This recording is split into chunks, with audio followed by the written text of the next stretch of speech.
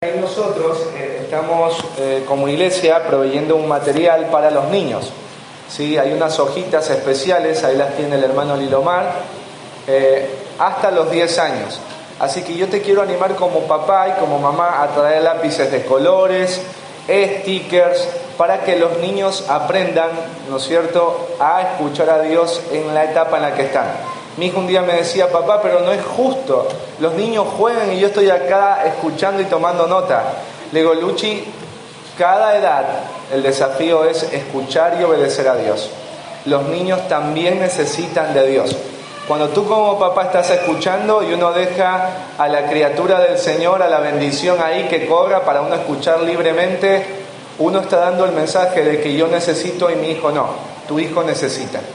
Y yo te quiero animar que esas notas que él va tomando, tú puedas charlar con él de esas notas. Hay padres que se pusieron muy tristes porque hoy ya no hay programa para niños.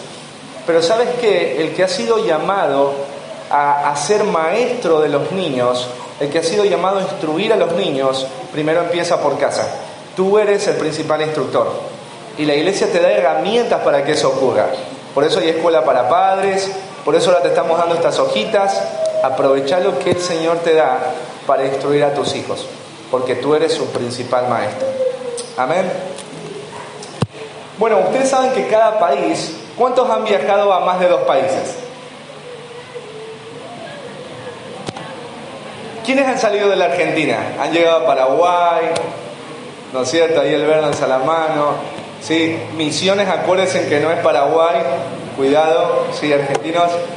Sí, ¿quiénes han ido a Uruguay? A Uruguay está la Gavita. ¿Quiénes han ido a Perú?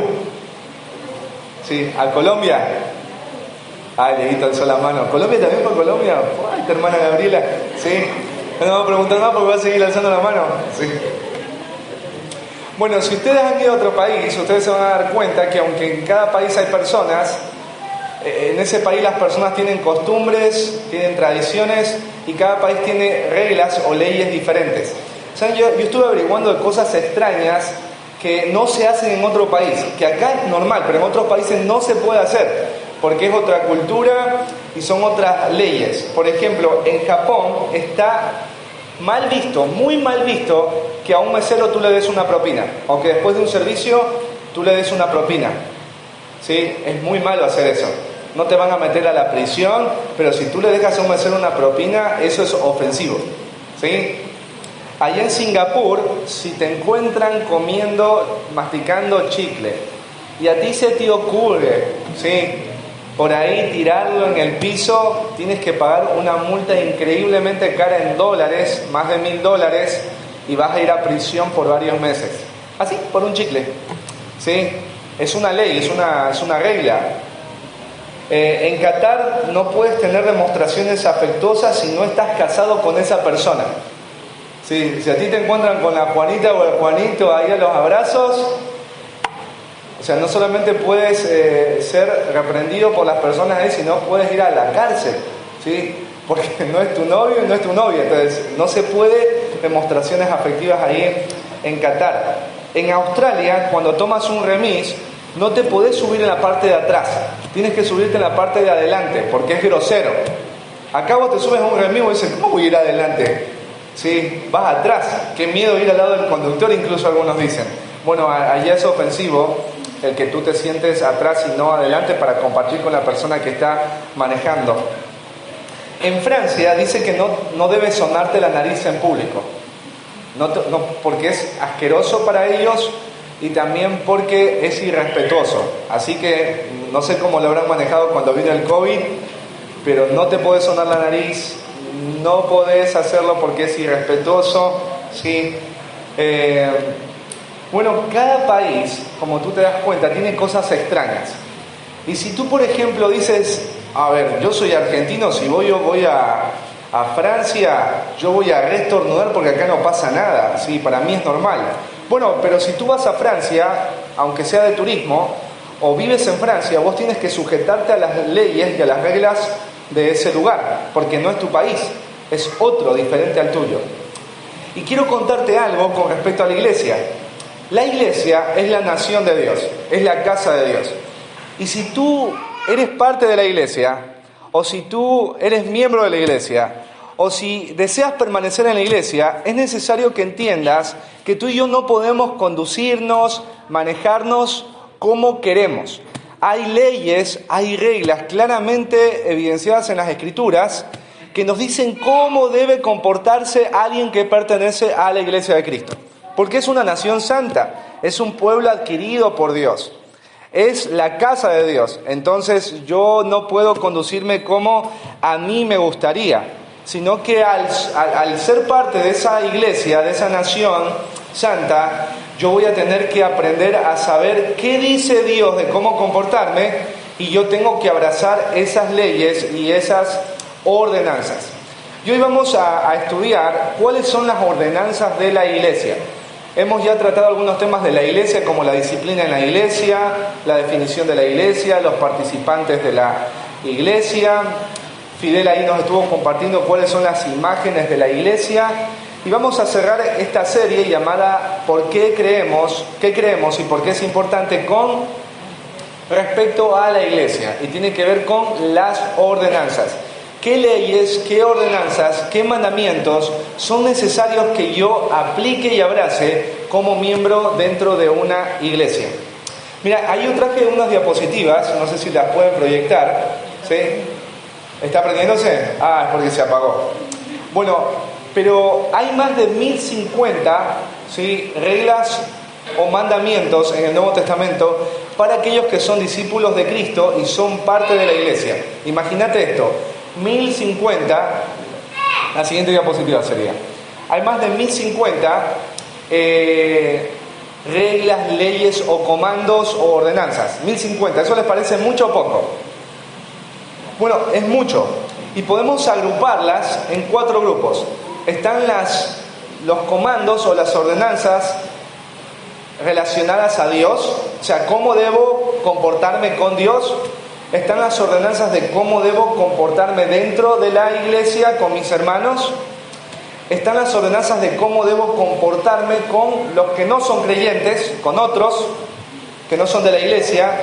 Y también hay ordenanzas relacionadas a cómo debo comportarme con las tinieblas. ¿Cuál va a ser mi relación con el pecado? ¿Cuál va a ser mi relación con la carne? ¿Cuál va a ser mi relación con el mundo? ¿Y cuál va a ser ahora la manera en la que debo relacionarme incluso con el diablo? ¿Sí? Hay más de 1050. Por ejemplo, ahí en relación con Dios, mandamientos en cuanto a Dios, yo les voy a anunciar algunos, escuchen. Gracias, Sergito. Ahí dice: amarás al Señor tu Dios con todo tu corazón y con toda tu alma y con toda tu mente. ¿Sí? Eso es un mandamiento, dice amarás. Hay otro mandamiento que dice: os ruego por las misericordias de Dios que presentéis vuestros cuerpos en sacrificio vivo, santo, agradable a Dios, que es vuestro culto racional. Un creyente con respecto a Dios debe ofrecer su cuerpo físico, para servirle a Dios en cualquiera de los planes que Dios tiene, dentro o fuera de la comunidad de la iglesia. Eso es un mandamiento y yo tengo que vivir de acuerdo a eso. Los mandamientos relacionados con la iglesia, mire, yo puse ahí algunos, dice: perdonaos los unos a los otros. En la iglesia, si soy parte de ella, yo tengo que tener un carácter y un comportamiento de perdón. Yo tengo que perdonar a mi hermano cuando me ofende. También dice ahí: orar los unos por los otros. Tengo que orar por mis hermanos. Ahí en Santiago dice: confesaos vuestras ofensas los unos a los otros. También dice ahí la Biblia: exhortaos los unos a los otros.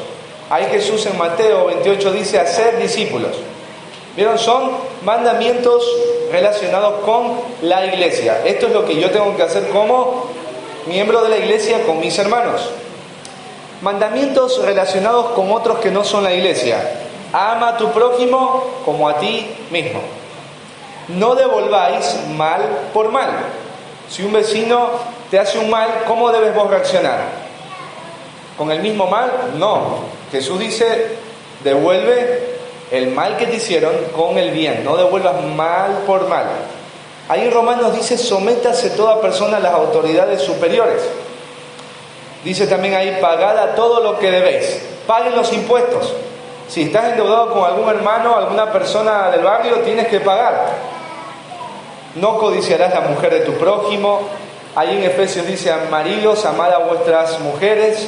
A las mujeres le dice: mujeres, respetad a vuestros maridos.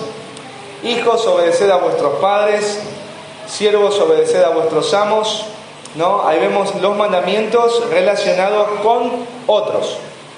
Y ahí puse algunos ejemplos de mandamientos relacionados con las tinieblas. Ahí dice la Biblia, en 1 de Juan: no améis al mundo ni las cosas que están en el mundo. Si alguno ama al mundo, el amor del Padre no está en él. No deben amar al mundo, es un mandamiento. Ahí Pablo le dice a Timoteo: huye de las pasiones juveniles, huye de los deseos del corazón, y sigue la justicia, la paz y la fe, dice, con aquellos que de corazón limpio invocan el nombre de Dios.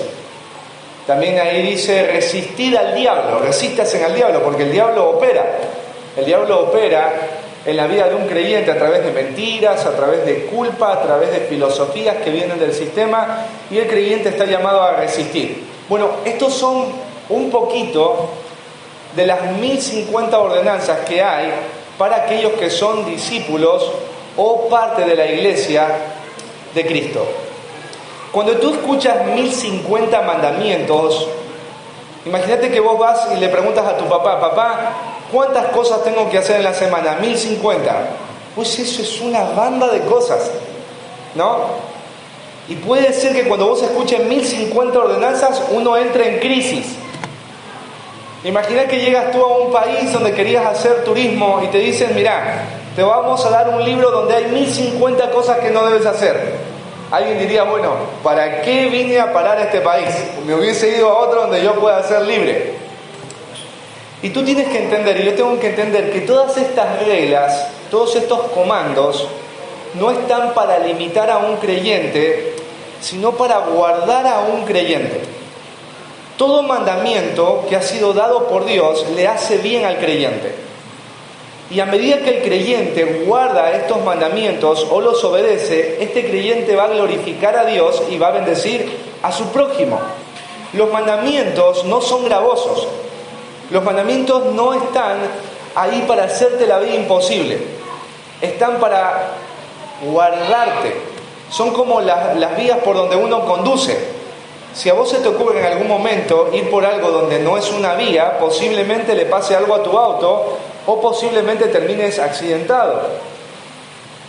Por esa razón, los mandamientos tenemos que aprender a verlos no como pesos en nuestra vida cristiana, sino como las diferentes formas que Dios ha puesto para que lleguemos bien. Es una ruta que debemos transitar para llegar bien en la vida cristiana. Y todos los que somos creyentes debemos de tomar esta ruta. Mira, yo estoy completamente seguro que todos los que estamos acá, aunque no sabemos los 1050 mandamientos, todos en su totalidad, estoy seguro que sabes muchas cosas que Dios ya te ha mandado a hacer. Muchas cosas que Dios te ha llamado a abrazar. Muchas cosas que Dios insiste en que las hagas. O que Dios está buscando que te humilles para que se vean en tu vida. Cosas que Dios te ha dicho que las hagas, cosas que Dios te ha dicho que las dejes de hacer, cosas que Dios te ha dicho que tienes que crecer en ellas, no sé cuál sea, pero cada vez que uno recibe el haz esto o aquello, tenemos un enemigo y se llama corazón. Y cuando el corazón recibe un mandato de Dios o una ordenanza de Dios, una de las cosas que nuestro corazón dice es: no puedo. Es no puedo. Por ejemplo, Dios dice que tenemos que perdonar. Eso es un mandamiento. Y es un mandamiento en el sentido de que tienes que obedecerlo. Y tienes que obedecerlo porque sos parte de su nación, de su pueblo. Pero tu corazón te va a decir: no puedo. Tu corazón te va a decir: no siento. Y es ahí en donde yo quiero animarte hoy a entender por qué razón yo puedo vivir y comportarme como Dios ha dicho que debo comportarme y vivir dentro de la iglesia. Yo puedo hacerlo. Y yo te voy a dar hoy 3 razones bíblicas para que tú, cuando Dios te mande algo hacer y te cueste mucho hacerlo, tú puedas traer a tu mente estas verdades y eso te mueva a obedecerlo. La primera verdad que tenemos que traer a nuestra mente cuando Dios nos ha mandado alguna de estas 1050 ordenanzas es: podemos hacerlo porque ahora tenemos una nueva naturaleza. Podemos hacerlo porque ahora tenemos una nueva naturaleza. Esa es la primera razón. Tu corazón te va a decir: no siento, no quiero, no es posible, es ilógico, y tú vas a pensar: sí puedo, se va a hacer, lo puedo obedecer ahora mismo. ¿Por qué? Porque tengo una nueva naturaleza. Vamos ahí a Efesios 2.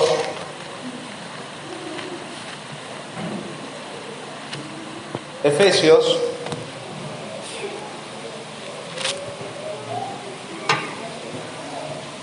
2,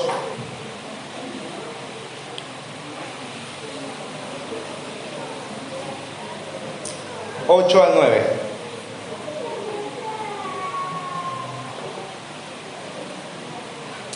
Dice ahí el apóstol Pablo: porque por gracia sois salvos por medio de la fe.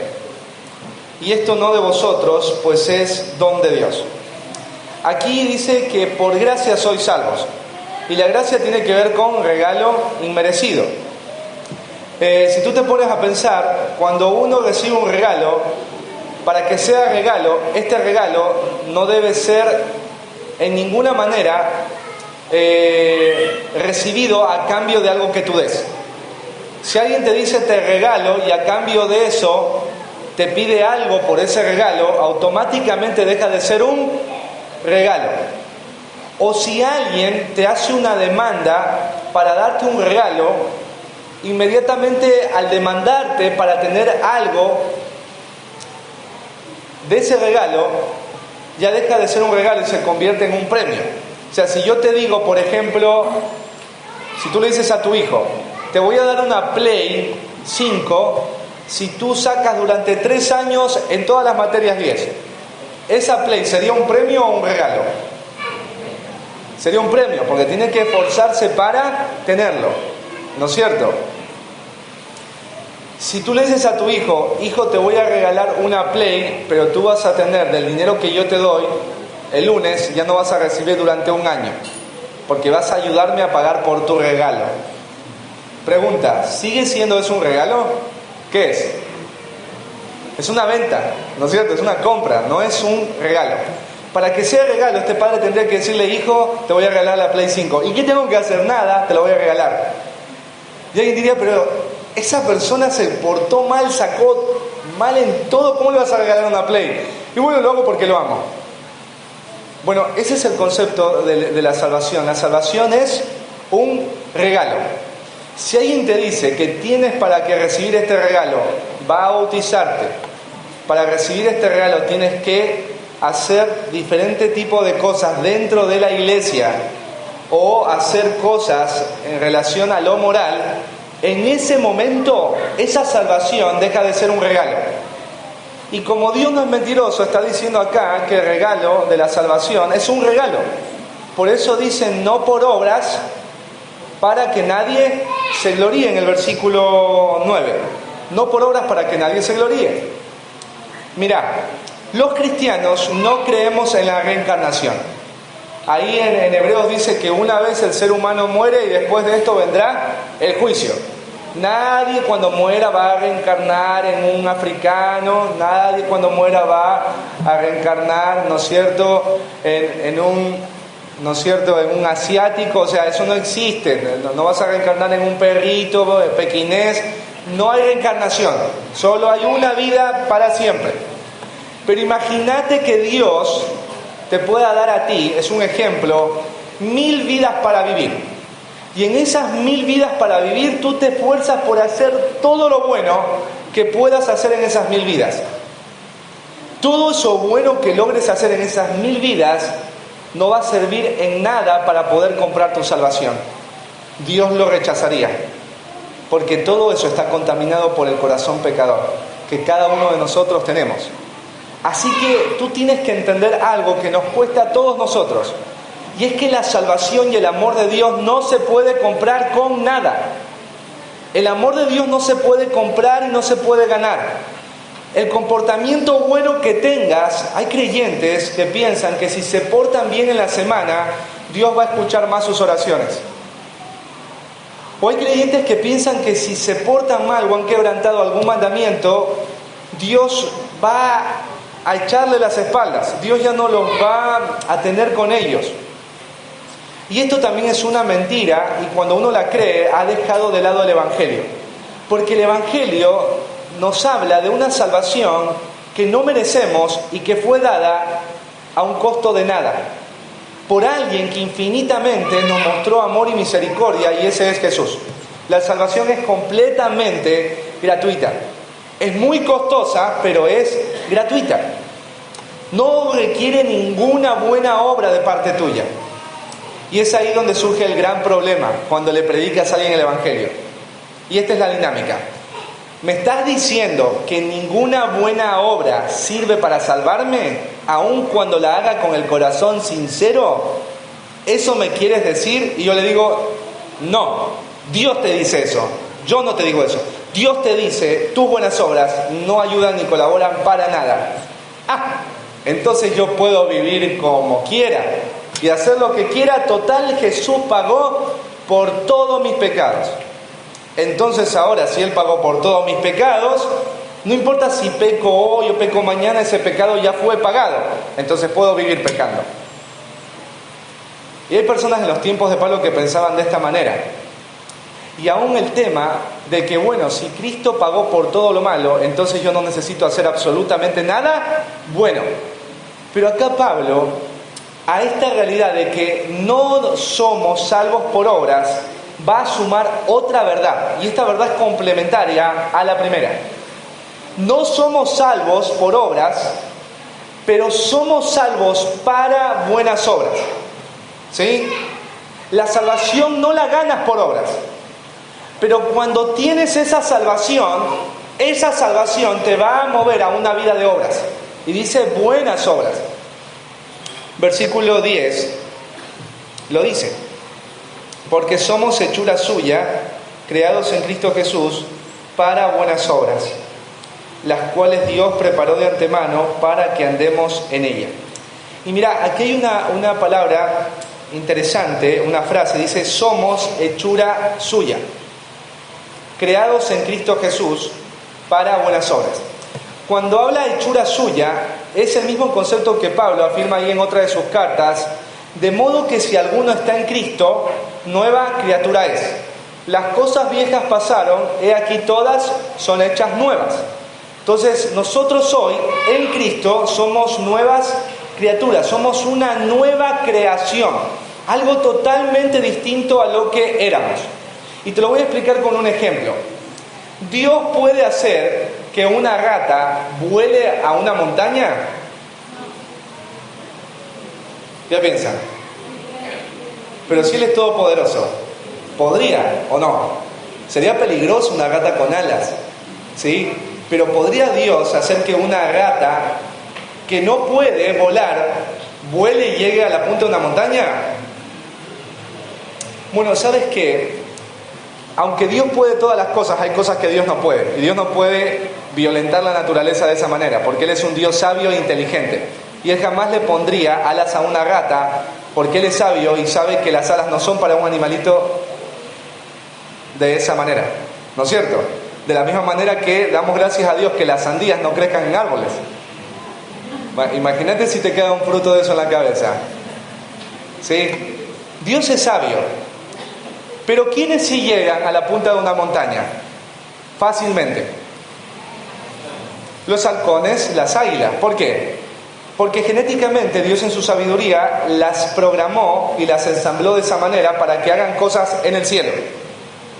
Para que una rata pueda llegar a una montaña, Dios tendría que cambiar totalmente la naturaleza de esa rata y convertirla en un halcón. O sea, que no quede nada de rata, para que siendo ahora un halcón, ya nada de rata pueda volar hacia la montaña. Ese ejemplo sirve para mostrarte por qué era necesario que Dios nos haga nuevas criaturas. Dios tiene un estándar sumamente alto de cómo un creyente y una persona debería comportarse. Pero la Biblia dice en Romanos capítulo 3 que nosotros somos malos, que no hay ninguno bueno, no hay quien entienda a Dios. Dice que todos nos hemos desviado. Entonces una persona ya nace con una naturaleza pecaminosa. Todos ya nacemos con una inclinación hacia lo malo, una inclinación a rebelarnos de Dios, una inclinación a ofender a Dios, a quejarnos de Dios, una inclinación a dañar al prójimo, una inclinación a hacernos daño, una inclinación a pensar en la mentira, a vivir en la mentira, una inclinación a vivir de forma vana. Así nacemos. Entonces imagínate, Dios se encuentra así en esa naturaleza con nosotros y nos dice: vivan de esta manera. De la misma manera que una gata no puede alcanzar la punta de una montaña, jamás nosotros con una naturaleza así vamos a poder vivir en los estándares que Dios ha establecido como buenas obras. Por eso la Biblia dice que Dios, para que podamos caminar en buenas obras, Dios tuvo que hacernos nuevas criaturas. Pero aunque aquí aparece la expresión como que es algo que ya terminó, el hecho de ser nuevas criaturas es algo que todavía continúa pasando en nuestra vida. Ahí en un comentario estaba leyendo que había una maestra de la escuela dominical que tenía un niño sumamente difícil ahí en la clase. Sí, súper molestoso, saltaba de un lado para el otro, ¿no es cierto? No dejaba concentrarse a los compañeritos. Y llega un momento en que la maestra va y se acerca al niño y le pregunta: ¿por qué te estás comportando de esa manera? ¿Sí? Y el niño le responde: lo que pasa es que aún Dios no ha terminado conmigo. ¿Sí? Imagínate, muy buena la respuesta que le da este niño. Nosotros como creyentes somos nuevas criaturas, pero no es algo que ya terminó ahora. Dios está avanzando en que eso que un día empezó de cambiarnos y que nosotros seamos nuevas criaturas, sigue siendo un proceso y Él está trabajando para que eso tenga lugar. Y hasta que eso tenga lugar, nosotros vamos a ir cambiando de a poco, para que de a poco nosotros también podamos, en esa nueva naturaleza que tenemos, vivir de acuerdo al estándar divino. Vivir de acuerdo a estos 1050 mandatos que Dios ha dado en las Escrituras, allí en el Nuevo Testamento. ¿Por qué es tan importante que yo entienda esto de que soy una nueva criatura? Porque si Dios te pide algo que para ti es difícil, como perdonar, por ejemplo, tu corazón cuando te diga no puedo, ¿tú qué tienes que contestarle? ¿Qué tienes que traer a tu mente? Sí puedo, porque ahora yo tengo una nueva naturaleza en mí. Tengo la naturaleza de Dios. El Espíritu Santo está morando en mi vida. Y si el Espíritu Santo está morando en mi vida, entonces yo puedo vivir como una nueva criatura, una nueva creación. Jamás Dios te va a pedir que te comportes como halcón si Él sabe que tú todavía sigues siendo algo que no es un halcón. Y hay muchos creyentes que al no entender estas verdades vagan por la vida cristiana deshonrando a Dios, dejando de lado lo que Él les ha mandado, porque han escogido creer la mentira del no puedo. Sí, sí puedes, sí puedes. En una película que le encanta a mis hijas, ¿alguna vez vieron la película Río? ¿Sí?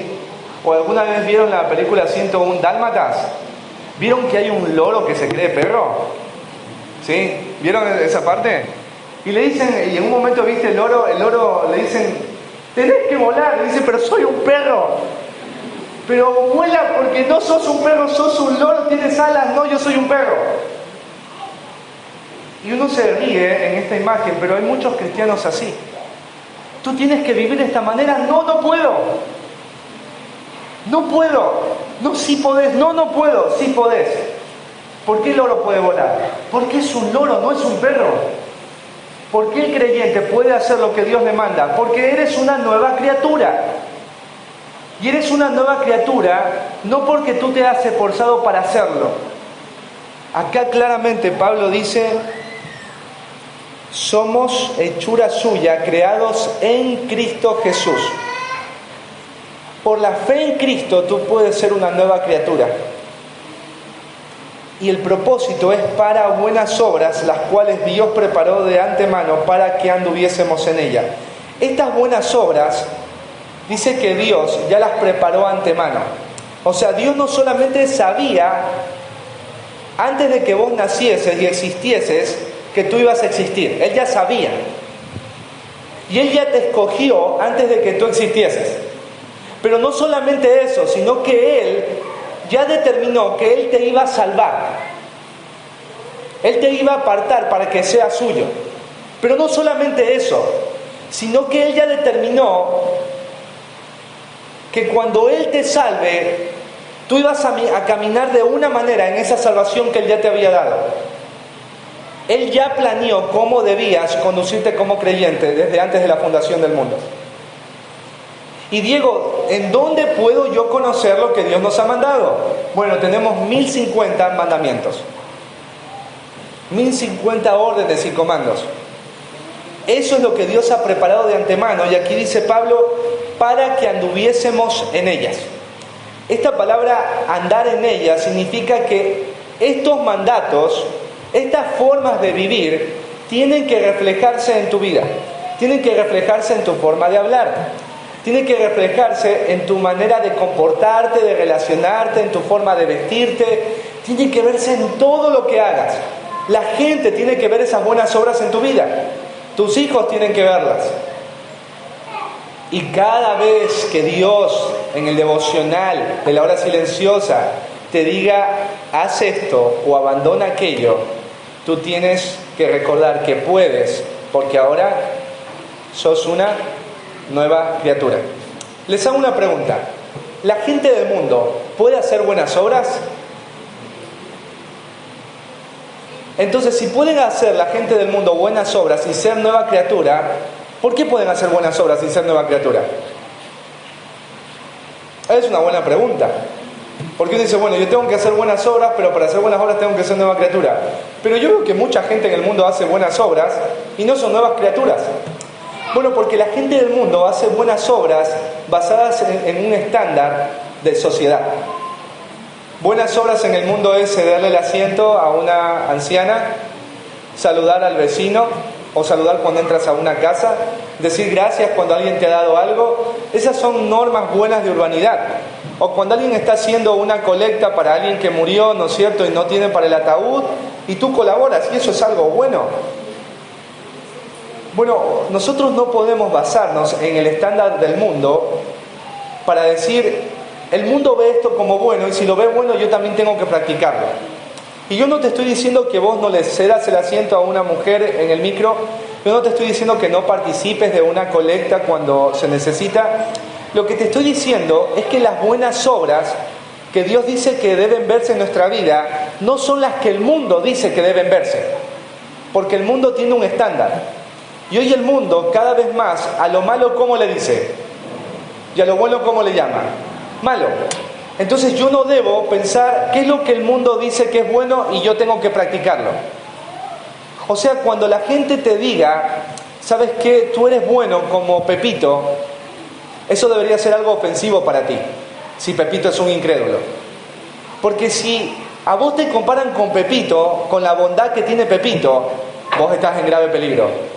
Porque tu bondad tiene que ser supremamente más grande que la de un incrédulo. Porque las buenas obras que Dios exige que deben verse en sus hijos son aquellas que Él mismo ha revelado en las Escrituras. Y muchas de ellas son demasiado incómodas. Por ejemplo, Jesús dijo, ama a tus enemigos. Eso es muy incómodo. Eso el mundo no lo va a hacer. Jesús dijo, al que te maldice, bendícele. Alguien te dice una palabra sumamente fuerte y tú le bendices. Dice, oren por los que te persiguen. ¿Orar por el que me hace mal? Sí, tenés que hacerlo. Si alguien te roba algo, no se lo pidas. Si alguien te da un cachetazo, devuélvele la otra mejilla, no te vengues. Imagínate peor aún cuando Jesús dijo, ¿sabes qué? Si tú no has asesinado a alguien, puede ser que tú digas que no has asesinado, pero yo te digo que si tú has odiado a tu hermano en tu corazón, tú eres como un asesino y mereces también el infierno. Esos son los patrones de Dios, y los patrones de Dios son demasiado elevados, pero para aquellos que no le conocen. Pero cuando nosotros somos creyentes, siguen siendo elevados, pero ahora nosotros no somos más las mismas criaturas de antes. Somos nuevas criaturas y podemos hacerlo, porque ahora tenemos a Dios el Espíritu Santo habitando en nosotros y trabajando para cada vez que pasa el tiempo, esa naturaleza se va haciendo cada vez más visible. Esta naturaleza, hermanos, ya la tenemos, pero a medida que pasa el tiempo, esta naturaleza se va viendo cada vez más y más y más. Ahí Robert de Kelly sembró el paraíso. ¿Vieron el paraíso? Sí, cada vez está más grande y más bello. Sí, así pasa con la salvación. Cada vez que pasa el tiempo, esa salvación se ve cada vez más real en ti. La gente cada vez dice, wow. Sí, la gente cada vez es más bendecida por tu vida, más edificada por tu vida. Así que cuando Dios te mande algo, alguna ordenanza, algo en tu hora silenciosa, y Dios te marque, o vaya un hermano y te visite y te diga, así tienes que vivir, y tu corazón diga, no quiero, no puedo, ¿qué tienes que recordar? Sí puedo, porque soy una nueva criatura, soy una hechura de Dios en Cristo Jesús. Amén. Lo segundo, yo puedo vivir y comportarme de acuerdo a estas 1050 ordenanzas. ¿Por qué? Primero, porque soy una nueva criatura, pero segundo, porque ahora tengo un nuevo Señor. Porque ahora tengo un nuevo Señor. Mira, vamos a ir allá a Romanos, capítulo 10.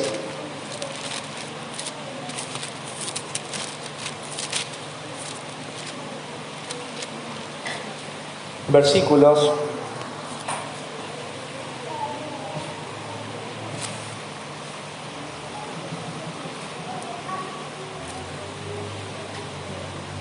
8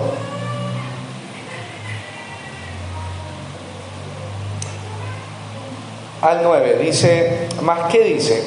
Cerca de ti está la palabra, en tu boca y en tu corazón. Esta es la palabra de fe que predicamos, que si confesares con tu boca que Jesús es el Señor y creyeres en tu corazón que es el Señor y que creyeres en tu corazón que Dios le levantó de los muertos, serás salvo. Los apóstoles predicaban una palabra de fe y Pablo la está acá exhibiendo. Este era un mensaje que estaba en todos los apóstoles y creyentes del primer siglo. Esta es la palabra del Evangelio. Esta es la invitación a un público que estaba perdido. Que si confesares con tu boca que Jesús es el Señor y creyeres en tu corazón que Dios levantó a Jesús de los muertos, serás salvo. Acá la salvación, Pablo primero la va a definir con una realidad que está basada en la confesión de un corazón humilde. La salvación de una persona está fundamentada sobre un corazón humilde que reconoce y confiesa quién es Jesús. Y acá dice Pablo que esta confesión tiene que ver con reconocer que Jesús es el Señor. Mira, en Ecuador es muy común que si yo veo a un adulto mayor, yo le tenga que llamar señor o don. Es un título de respeto. Puede ser la persona alcohólica, ¿no es cierto?, vivir mal, no ser creyente, pero es un título de respeto. Señor, ¿cómo está? me podría pasar aquello, me podría vender aquello. Y esta persona dice, qué educada que es esta persona, ¿no? O qué amable que es, o qué considerado que es. El Gonzalito ahí contaba una experiencia cuando él vino, el Gonzalito le llamó a alguien Señor. Y ahí al Gonzalito le dijeron, el único Señor, ¿qué le dijeron Gonzalito? Es Jesús, ¿no? Sí, acá no señores a nadie, el único Señor es Jesús. En los tiempos de Pablo, ¿sabes que esta palabra Señor tenía una connotación sumamente fuerte para alguien cuando la pronunciaba? La palabra Señor tiene que ver con aquel que tiene el dominio, con aquel que tiene el poder y la autoridad, aquel que le pertenece la honra, la majestad y la gloria. O sea, cuando tú confesabas que Jesús era el Señor, vos estabas confesando no solamente lo que Jesús era, sino eso que Jesús es, lo que va a tener peso en tu vida. Voy a explicarlo de otra manera. Al confesar que Jesús es el Señor, tú estás renunciando al gobierno de tu propia vida. Cuando tú confiesas que Jesús es el Señor, estás reconociendo que hay alguien que va a tener poder, potestad y autoridad sobre algo tan íntimo y cercano a ti, y es tu propio corazón. Confesar que Jesús es el Señor es el alma que se humilla y le dice a Jesús, voy a vivir sujeto a tus leyes, voy a vivir sujeto a tus reglas, porque yo reconozco que ahora tú eres el Rey. Cuando alguien confesaba que Jesús era el Señor, era como aquel rey en el mundo antiguo que cuando venía otro rey más grande, decía, yo no puedo luchar contra este rey. Y quitaba su corona, quitaba su capa, quitaba su cetro, bajaba del trono donde estaba y le decía a este rey que venía, yo no puedo luchar contra ti, tú eres un rey más grande que yo, toma el control de ese trono, toma esa corona y toma ese cetro que antes era mío, toma toda esta ciudad, ya no es mía porque yo no puedo más contra ti, ahora tú eres el rey. Lo reconozco y te entrego todo lo que era antes mío, y ahora yo me someto ante ti y me pongo como un siervo. Bueno, esa es la palabra de fe que se predicaba. Cuando te predicaban el Evangelio, te decían, ¿vos crees que Jesús es el Señor? Si tú creías, lo confesabas. Y cuando tú confesabas que Jesús era el Señor, estabas haciendo lo que se hacía en el mundo antiguo. Jesús, tú eres ahora el Rey. Te entrego mi corona, te entrego mi cetro. Toma tú ahora el control de ese trono. Te entrego todo este reino que antes era mío. Y ahora manéjalo como tú quieres. Pon las reglas que tú quieras. Y ahora yo me voy a poner debajo tuyo para cumplirlo y obedecerlo. Esa es la manera en la que funciona esto del nuevo Señor. Jesús quiere gobernar todo, hasta lo más íntimo de tu vida, y es tu propio corazón. Y cuando tú confiesas que Jesús es el Señor, ya no puedes vivir como querés, ya no puedes comportarte como querés, ya no puedes seguir invirtiendo lo que antes invertías. ¿Por qué? Porque ahora hay un nuevo Señor en tu reino, que ya no es más tu reino, sino su reino. Ya no es más tu vida, ya no es más mi tiempo, o sea, ya no pertenece nada a ti. Incluso ahí en 1 Corintios dice, honren a Dios en sus cuerpos, huyan de la inmoralidad sexual, porque sus cuerpos ya no son más nuestros, son de Él. ¿Y por qué uno diría? Bueno, porque Él es el Señor. Él es el Señor. Muchos creyentes les encanta hablar de Jesús el Salvador, pero no quieren tratar de Jesús el Señor. Nos encanta hablar del Salvador que te dice, ya no vas a ir más al infierno, vas a estar conmigo toda la eternidad, pero no quieren hablar del Señor que te dice, así vas a vivir de ahora en adelante. Ya no es lo que siento, ya no es lo que me parece, ya no es lo que a mí me importa, es lo que a mí me importa, lo que a mí me parece, lo que yo deseo. Ya no es más mi plan de vida, es tu plan de vida, Señor. Así es como debe vivir un creyente. El apóstol Pablo, ¿ustedes se acuerdan de la conversión de Pablo? Miren, vamos a ir a Hechos.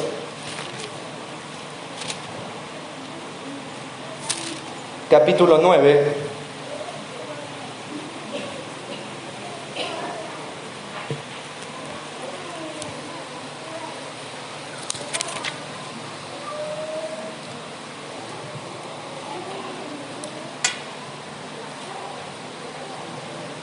Bueno, leamos del versículo 1 al 6. Dice: Saulo, respirando aún amenazas y muerte contra los discípulos del Señor, vino al sumo sacerdote. En ese tiempo Saulo estaba en contra del cristianismo.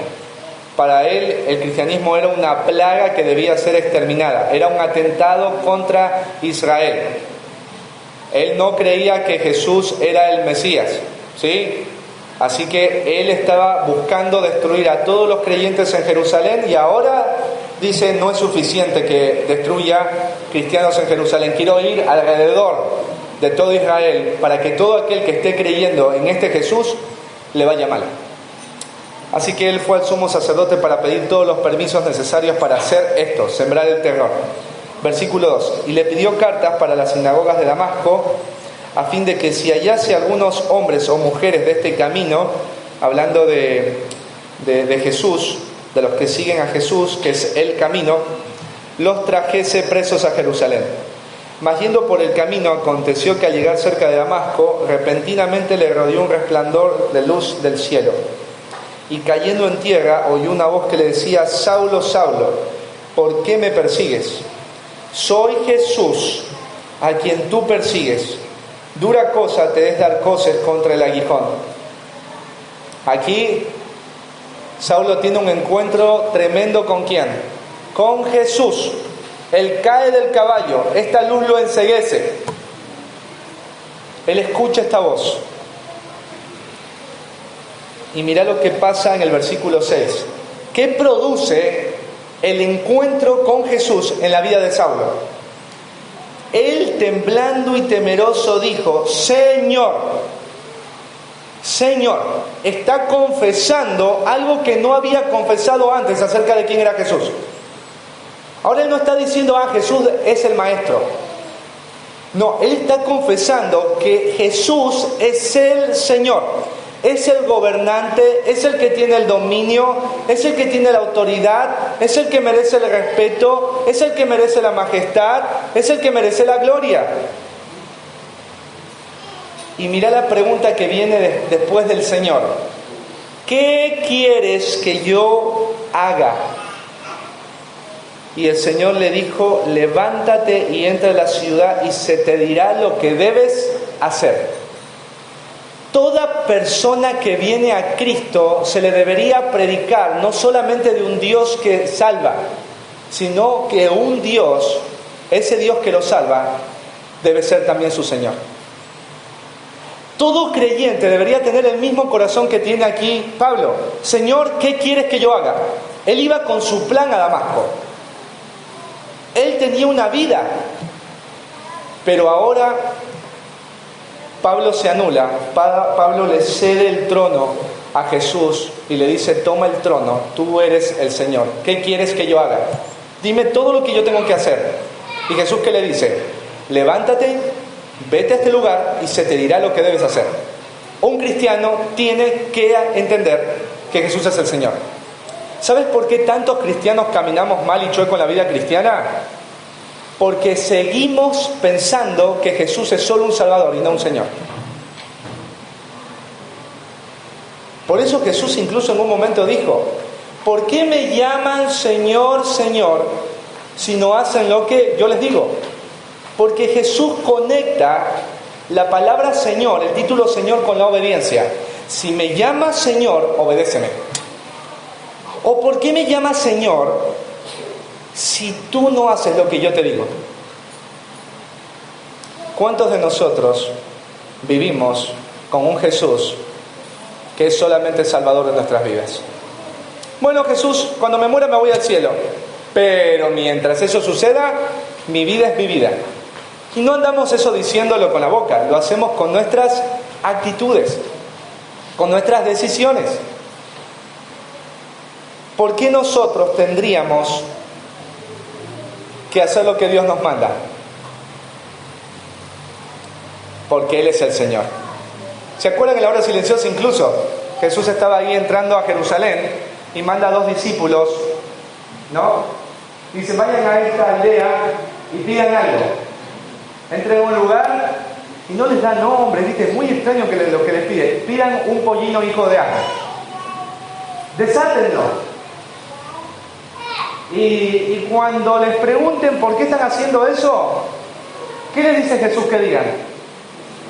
El Señor lo necesita. Ellos lo hacen y cuando la gente pregunta ¿por qué están haciendo esto? ¿Cuál es la respuesta? El Señor lo necesita. Qué loco lo que Jesús le dice que digan. Para estas personas fue suficiente decir el Señor lo necesita para darlo. ¿Por qué? Porque es el Señor. Y si el Señor manda que yo le dé mi pollino, suéltenlo. Imagínate si alguien viene a tu casa, prende tu auto y vos dices, ¿qué hace? El Señor lo necesita. ¿Qué Señor? Ahí nomás vos, no sé qué te pasará, pero pecarías, ¿no es cierto? Pero esa es la actitud que deberíamos tener todos. Cuando tu esposo algo hace para el Señor, qué lindo decir, pero mi esposo no está conmigo. Se va porque el Señor lo necesita. Cuando tú estés haciendo algo para el Señor y te enojes con tu esposa, ¿sí? Ella se va porque el Señor la necesita. Cuando Dios te pida algo, lo vas a hacer en la medida en que tú veas quién es Él para ti. Si Él es el Señor, lo vas a hacer. Y hay algo que pasa mucho en los cristianos, y nos pasa. Dios te manda algo que sabes que está claro en las Escrituras. No lo hago. ¿Por qué no lo hago? Porque no lo siento. Porque si no lo siento y lo hago, soy un hipócrita. Mira qué interesante. Y yo no soy un hipócrita porque mi mamá me dijo todo puede ser en la vida menos un hipócrita. Así que no lo voy a hacer porque no lo siento. Eso es chamullo barato. Cuando tú haces algo que no sentís porque Dios te lo pide, se llama adoración. Ahí en el Salmo dice, ofrezcan a Dios sacrificios de justicia. Y un sacrificio duele. Cuando Dios me manda algo y yo no lo siento y me duele hacerlo, es un sacrificio de justicia. Y cuando lo haces, no sos hipócrita. Sos un adorador. ¿Sabes qué es ser un hipócrita? Decir que Jesús es tu Señor y no obedecerlo. Eso es ser un hipócrita. Pero no si lo haces, a pesar de que no lo sientas. Lo haces porque Él te lo dijo. Punto. A Él le gusta, lo hago.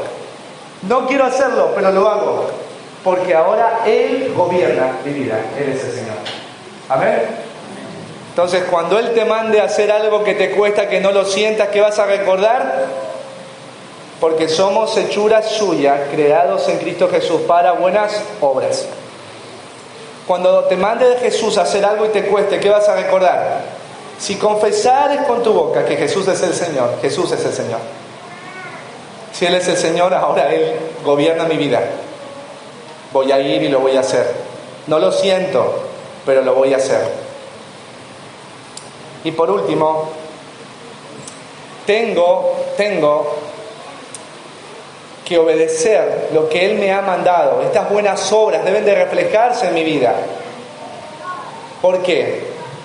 Porque ahora tengo una nueva relación con Dios. Tengo una nueva relación con Dios. Tengo una nueva naturaleza.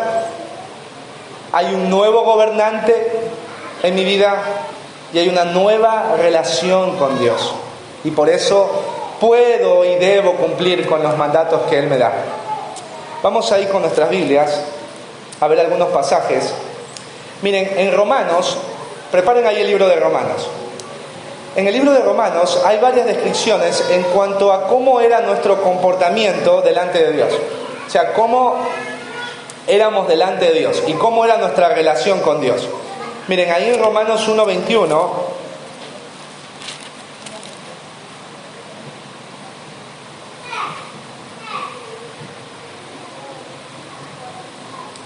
Dice, pues habiendo conocido a Dios, no le glorificaron como a Dios, ni le dieron gracias, sino que se envanecieron en sus corazones y en su necio corazón fue entenebrecido. ¿Sí? Esta es una de las primeras características del hombre después de la caída. No le dan la gloria a Dios, el respeto y la adoración que Dios merece, y tampoco dice que le dan gracias. ¿Sí? Ahí vemos cómo era la nueva relación que el hombre tenía con Dios después de la caída. Había enemistad. Vamos ahí a Romanos 3:11.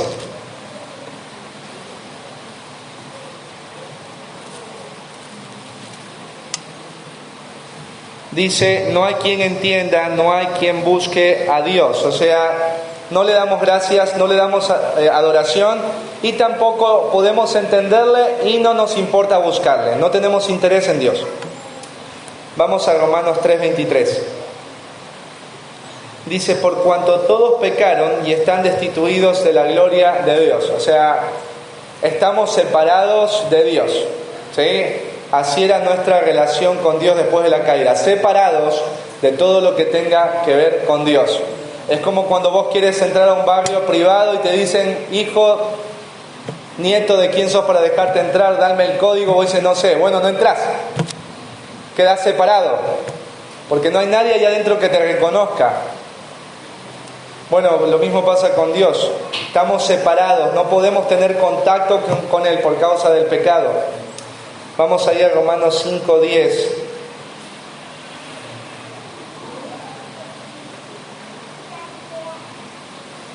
Y ahí Pablo menciona la realidad que antes teníamos como creyentes y que abarca todo esto que les estoy diciendo ahí con respecto a Romanos. Dice, porque si siendo enemigos fuimos reconciliados con Dios, o sea, antes de Jesús, nosotros ¿cómo éramos? Enemigos de Dios. Y si ahondamos más en las Escrituras, éramos hijos de ira, hijos del diablo, muertos en delitos y pecados, andábamos en la vanidad de nuestra mente, ajenos de la vida de Dios, ¿sí? Estábamos mal con Dios. Y si lo resumimos en una palabra, nuestra relación con Dios era enemistad. Si nosotros teníamos un WhatsApp con Dios, nosotros teníamos bloqueado a Dios. No nos importaba a Dios. Así éramos con respecto a Dios. Pero ahí en Juan 1:12 dice que ahora nuestra relación es distinta. Mirá, Juan 1:12 dice que ahora esta relación ha cambiado en Cristo. Juan 1:12 dice, mas a todos los que le recibieron, a los que creen en su nombre, se les dio el derecho de ser llamados hijos de Dios. Entonces, todo aquel que ha puesto su confianza y su fe en Jesús, tiene el derecho, la potestad de ser llamado, ¿de qué manera? Hijo de Dios. No por las buenas obras, sino por la fe. Y ahí surge una pregunta, ¿cómo se ve reflejado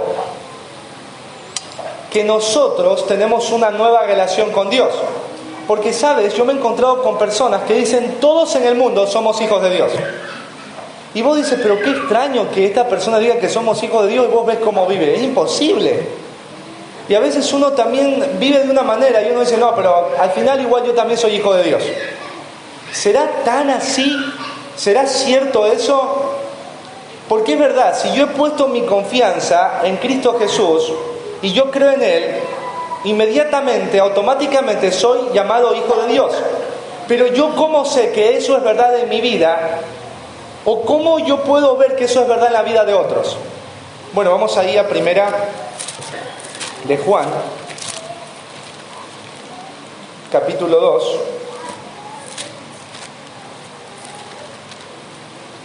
Primera de Juan.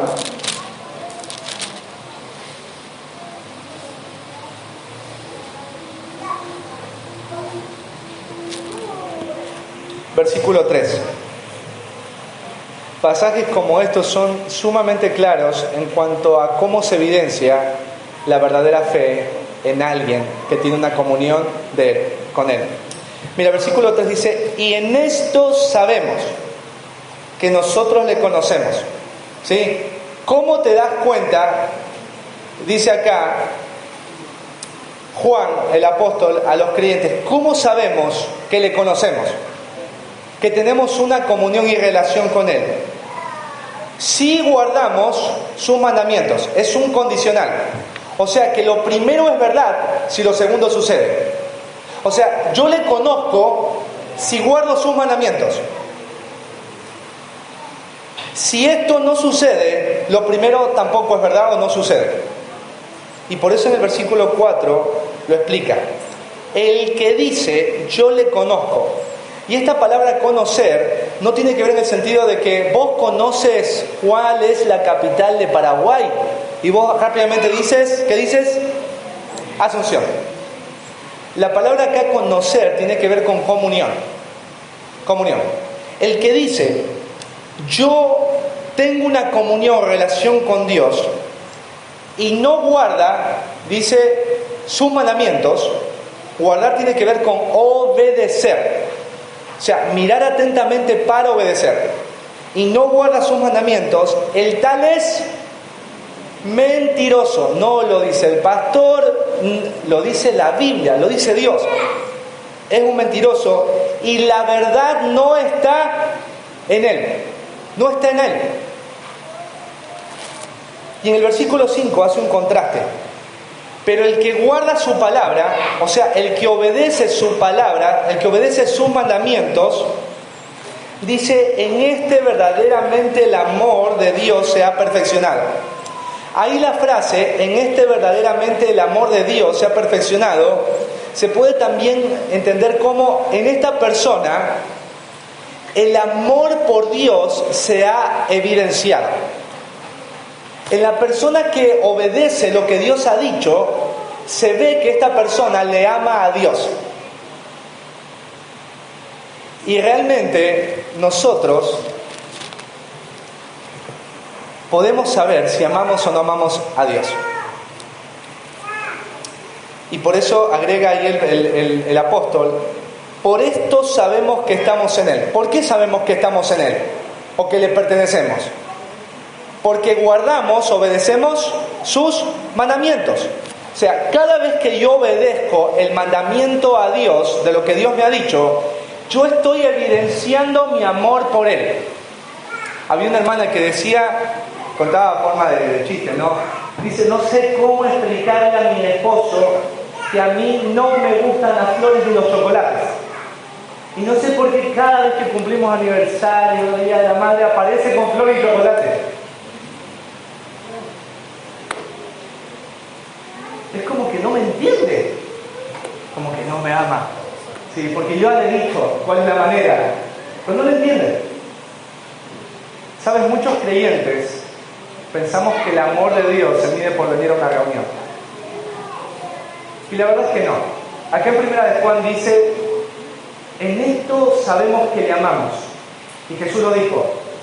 Jesús lo dijo, mirá, solo lo voy a mencionar. El que tiene mis mandamientos y los guarda, aquel es el que me ama. Y el que me ama será amado de mi Padre, y yo le amaré y me manifestaré a él. O sea, Jesús dice, si tú me amas, mis mandamientos obedecerás. Y si tú me amas porque obedeces mis mandamientos, yo te amaré, mi Padre te amará y yo me manifestaré a ti. Muchos de nosotros no vemos esta realidad en nuestra vida porque la verdad es que hemos dejado de amar a Dios. Y la verdad es que Dios está buscando que le amemos. Y la manera en que le decimos te amo es obedeciendo lo que Él nos ha dicho. Cuando Dios te manda algo y no lo sentís, cuando Dios te manda algo y te excusás y argumentás y no lo haces, a veces uno puede también decir que es un hipócrita, ¿no es cierto? Porque no lo siento. Digo, no lo siento, no me nace, no estoy en esa etapa de mi vida. Bueno, pero Jesús lo dijo. Si tú no lo haces porque no lo sientes, ahí serías un hipócrita. Y le sumarías acá lo que dice Juan, sos un mentiroso. Porque vos estás diciendo que eres hijo de Dios, pero en lo que Él te ha pedido, no obedeces. Así que hoy hemos hablado de las ordenanzas, y cuando ustedes leyeron ayer la invitación, decía Santa Cena Bautismo, ¿no? Cada vez que se hablan de las ordenanzas, a veces la gente entiende que hay dos cosas que Dios le ha pedido al creyente, solamente: bautizarse y participar de la Santa Cena. Y ustedes hoy se dan cuenta que no es solo eso. Hay más de 1050 mandatos y ordenanzas en la Biblia. Y Dios nos manda a obedecerlos. En la medida en la que vamos creciendo en la vida cristiana, vamos de a poquito entendiendo los mandamientos y obedeciéndolos. Ninguno de los que estamos acá vamos a poder cumplir los 1050. Pero el punto no es cumplir los 1050, sino crecer en obedecer a Dios en lo que Él ha mandado. Y cuando Dios te manda algo, hacer que no te gusta, te incomoda, trae a tu mente que debes hacerlo. ¿Por qué? Porque ahora eres una nueva criatura. Porque ahora tienes un nuevo Señor. Ahora Jesús es tu Señor. Ya no es tu reino, es su reino. Ya no es tu vida, es su vida.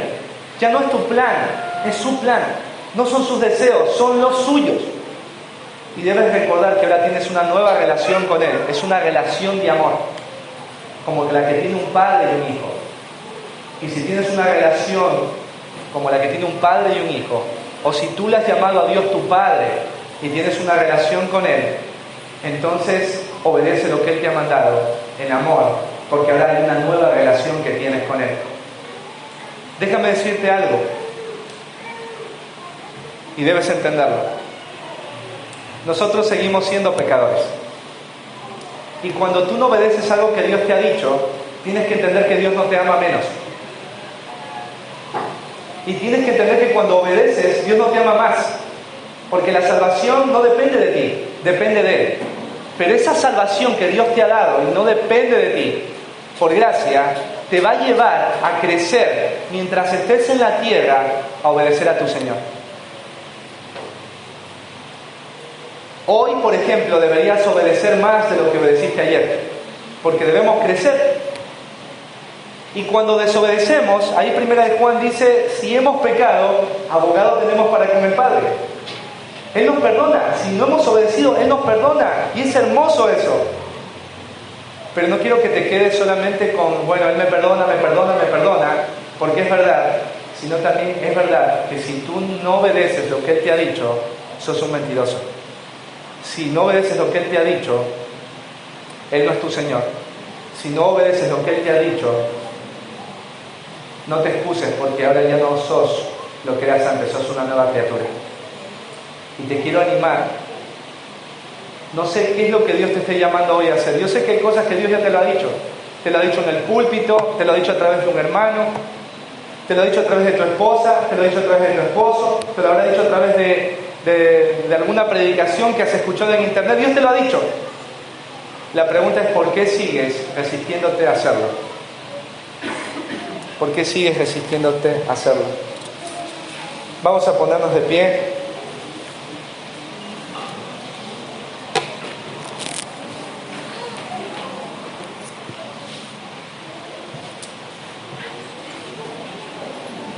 ¿Creen, hermanos, que podemos vivir como